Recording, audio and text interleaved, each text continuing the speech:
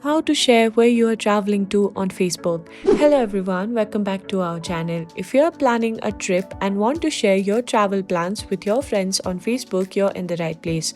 Today I'm going to show you how to share where you are traveling to. So let's get started.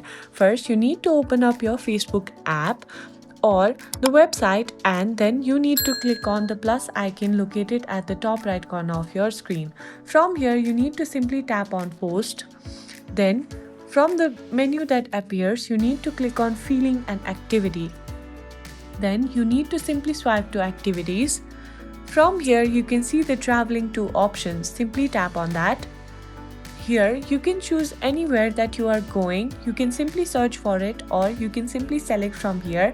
Let's say I'm going to KTM Nepal, and once you have done that, you can simply post on it. And that's all you need to know. If this video helped you out, make sure to leave a comment and subscribe to our channel for more tips like this. Thanks for watching, and I'll see you in the next video.